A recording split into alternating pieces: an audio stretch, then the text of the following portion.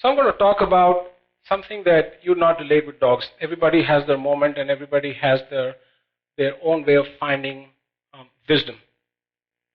So there's wisdom, but there's also the idea of success. What does it mean to be successful? For me, it meant I could just go and buy a car. And I was so crazy about them that I had 20 of them by the time I was 35 years old. I had the same number of very expensive watches. I would travel the whole world, and this is what everybody thinks of success in. So I thought that I was successful, okay, till when I rescued my first dog. And then my focus suddenly shifted from trying to rescue myself and being successful. And so that's how the idea of VOSD started. It started on certain premises. I want to do something which is different. First is scale. So you can see some stats here. In 4 years, I have 750 dogs that live with me right now, 7,000 dogs rescued, spinal surgery, artificial tendons. They're lifelong in care for renal failure, for liver failure, for cardiac failure. That means then they are given medication every day, 2 times. And if you stop, they'll die. To start doing rescue, we created a fleet of vehicles. We created software. I can track a dog from the time that it is picked up. I digitize all that information, that the prescriptions the doctors write, and I can pump it out to anybody who reported about the dog, real time. It's all developed in-house. 60 of my dogs come from Bombay. These dogs have been driven from Bombay to Bangalore because they couldn't find a home. Because I have a place, I will never refuse a dog. So we created a system which the world has kind of never seen. When I give interviews, when I talk to people, they have never seen a dog rescue which is of that scale and it operates on those principles. No kill. Outside of India, it's a very big thing. There's a no-kill shelter. But not only no-kill, we will never refuse a dog. But did you know that dogs is a mafia? Because the municipal corporations across India give out contracts for birth control. And so this is a story about what happens when very powerful people and people who are very vicious get after you. The first thing that happened was to attack me. Suddenly I started getting a whole slew of police complaints and court complaints. So there are different jurisdictions within Bangalore that the cops started calling me and saying there is a complaint against you, against some section, 428, animal cruelty, 354, attempting to outrage the modesty of a woman. There are some strange things happening. I have no idea. I'm like, what are you talking about? Now, I've never gone to a police station in my life. It all starts coming together because one day the cops come to my house in plain clothes without a warrant. They enter the house and I've just had a shower because I just come back from my trauma center, and they drag me out and they arrest me and take me to the police station. So here I am, a guy who's this B.Tech MBA guy. The biggest companies in the world are my customers, and I'm now in a police station on a charge of outraging the modesty of a woman I've never seen or met or heard from ever in my life. This is the second time that same person has made the complaint in different police stations. Not only that, the next 2 days, the front page of the Bangalore Mirror newspaper has my picture, front and center. It says, this is the guy who did that. The copy of that FIR within 24 hours is with every customer of mine. Nobody wants to talk to me again. And this person who first put this charge had said to me, tell him to close down VOSD and I will take the complaint back. And I have like a few minutes to make that decision. And I already had at that time about 300 odd dogs. I'm talking about 3 years back to the day. And I said, no, I can't release the dogs and I can't close down VOSD. And she persisted with the complaint. It's a very serious charge. I had to eventually get bail after 2 days. So the first line of attack was me. The second was what was causing VOSD to be different, successful. Because typically an NGO works in shoestring budgets. You can't create large scalable systems because you don't have the money. B, you don't have management expertise. And we brought both to the table. Because if you can create one kind of an enterprise, you can create another kind of an enterprise. And so the best way to finish off VOSD is to finish off TWB. And that is also kind of not so difficult. So it turns out that the 2-3 months that I was running from pillar to post to get myself out of this situation, and the reason I'm able to speak about that situation is because when the final charge sheet was presented by the police to the court, that 354 and all that jazz that she said is not part of that charge sheet. So, of course, I've never met her. But 3 months that I was trying to figure my way out of this legal, the first VOSD problem, or my personal attack, that problem, was, at least I know today, a couple of people working with me, very senior people. They were part of this program in one way or the other, willy-nilly. I mean, they chose to be or they were co-opted. I can't really say at this time. But I have very senior people who are managing sales and marketing and delivery functions. And for 3 months, we do 0 deliveries. So there's a multi-million-dollar company which does not make any deliveries at all. And for 3 months, we get 0 new customers. And for 3 months, we get 0 new leads.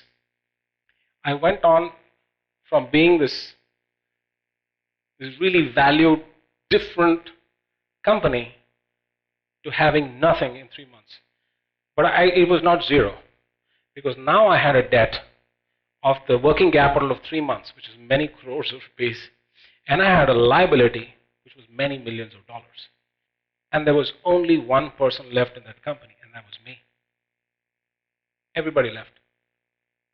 You've heard about that. Every scripture, every story, every tragedy from the beginning of time tells you that when it is your bad time, it's only you.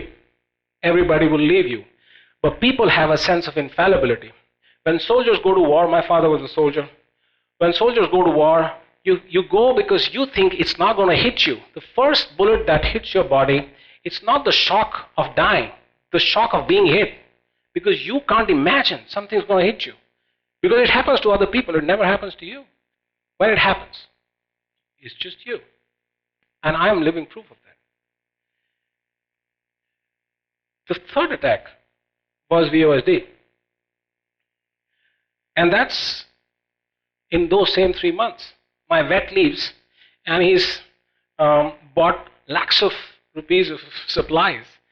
Remember the guy I told you who could go into who could buy a car just on his card? I actually had no money to have dinner with. And it's a very lonely place. And like I said, everybody finds their own wisdom under their own tree. And so I was left with this thing that where do I go and what do I have? And there are all these thousands and thousands of animals that I've saved. So I went back to the one thing. Because like I said, I understand dogs very well. And they understand me very well. So now I didn't have any money. I didn't have any friends. I had nothing. But I had these dogs that had lived with me for years and years. And I went back to creating the formula, the math of my comeback on what I had learned. And that is what I want to share with you. Everybody knows the formula for success is hard work, is being intelligent, and being lucky. Timing is everything. But when chips are down, you need fortitude. You need courage. The first thing about dogs is leadership. In their society, there's always leaders. There's always a pack. They're not just aimlessly walking around. And when they're removed from that pack, they will keep trying to find a system in which they can belong. They can be the alpha male, they can be a subordinate dog, but they look for an order. And at the same time, to do that, they're very good judges of leadership. What I had was that. The second thing, dogs are very calm under pressure. Most people, when they come into a little pressure, they hit the roof squealing. But a dog, when he's hit, a 20 kg dog hit by a 40-ton truck will scream and yelp when it's crushed, half his body is crushed. for precisely 30 seconds, and then he'd become very calm. They're not like people. They don't keep screaming and shouting. And if I broke somebody's leg, you wouldn't be able to walk 2 feet. But a dog on the road with that broken leg will live the rest of his life. Did I have that? Could I be calm under pressure? I'm certainly that kind of a person. I know that for myself. And they hunkered down. When you have an insurmountable challenge, sometimes the only thing you can do is to stand in that wave till it passes. So then you can do something else. Because I knew that everything that I'm doing right now, I have 3 years to pass. Because the banks, the refinance and everything, I was the only man left. And I have these crores of bills. But I had 3 years in which to pay them back. So I knew one thing. If I hunker down and survive 3 years, I have a chance. And dogs know that they are alone. You would be surprised about how many dogs I have which are actually paralyzed. They run on 2 legs. They can chase a horse on 2 legs. I've got 5 horses too. They will chase a horse on 2 legs. You'd never make out that there's anything. I've got any number of dogs with 3 legs. Many dogs with only 2 legs. Many dogs completely blind. You'd never make out that the dog is blind. They have a tremendous will to live. They have tremendous tenacity. They have this tremendous capacity to keep fighting. And when chips are down, it's not how smart you are. And I'm smart and hardworking. But when that cookie crumbles, you need a different set of skills. And these are those skills. Tenacity, courage. You have the courage to get up every day and do this job. Like I said, they're ace fighters. They have no sense of self-pity. I've never seen a dog which say, oh my God, why did it happen to me? They don't have a sense of self. That's a great thing. But they certainly don't have any sense of self-pity. And that's the worst thing we do to ourselves. When you find a difficult situation, you're like, why did it happen to me? What did I do wrong? And it's not that I have never asked myself this question. Many, many times. But the answer was not just asking itself repetitively. The answer was somewhere else. I'm like, hey, this guy doesn't think like that. Why am I there? Because he looks at me and says, I'm the boss. I'm his father. They're ace at solving problems. They have tremendous sense of problem solving. And I had a problem to solve. Now, you have many millions of dollars to repay. You have nobody, no other people. And you have to create a new system which you cannot invest in. I can't invest money anymore. Now, all those cars that I told you about, I sold everything. I sold all my houses. I sold all the jewelry. Everything. I have nothing else to sell anymore or to get any access to finance. The banks have closed my personal accounts. I have no credit card. I still don't have a car. It's been 3 years. And they have a tremendous threshold of pain. I have a dog, which was tied to a railway track with a chain to be killed. There are people of all kinds. And when the train came, the dog tried to withdraw from the train and he cut both his front legs. Both paws are cut off. If that happened to a person, you'd die of the shock. But dogs don't like that. But when the train went over him, the train also cut the chain. And without his front 2 legs, he's still trying to make a run for it. That's the fortitude dogs have. Now I had to ask myself this. My pain is nothing compared to the pain that they feel. I have a finite time if I can make through it. I think the most important thing here is trust. Because when you stop trusting, I came to a place where I could not trust anybody or anything. But when you stop trusting,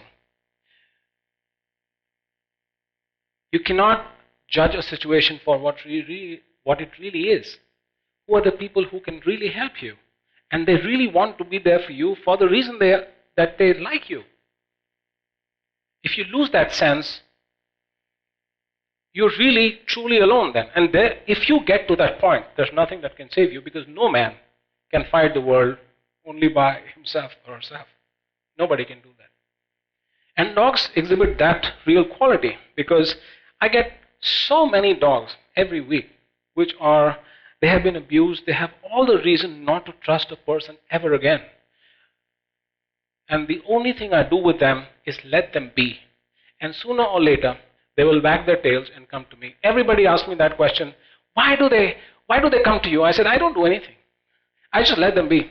And they know this, he loves me. He's going to fight for me. They trust me, that's all there is. And I had to do the same thing. Find some people I could trust. So you can't be blind to them. The number one quality, if you want to be successful, is delayed gratification. The ability to, I had to get up and start working. So here's what I've been doing for the last 3 years. And as VOSD and TWB both come back, we opened an office recently in the United States. We hired a CEO there. That is TWB. I've retired all the debt. If you look at the media, anything is full of what VOSD does. But more importantly, I added 350 dogs in this time that I had nothing. Because I just would not give up.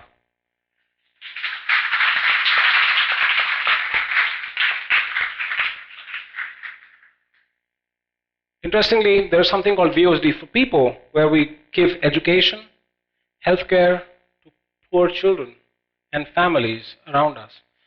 In 1 year, we teach between 1,500 to 2,000 children for free. And all that has happened in this time that I had my back to the wall. Somebody once asked me, what are you doing right now in this time? Not that they really cared for the answer, but they asked me nevertheless. And I remember telling them, I'm a dog. I'm licking my wounds. I'll be back. That's what dogs do. They hunker down and they lick their wounds. And more recently in an interview, somebody asked me, so you fought like a lion? I said, no, I fought like a dog. And remember success, the first thing I said, success. Success for me does not mean those things that it used to. If you get up in the morning and you can fill the day doing the thing that you love, that is being successful. Thank you.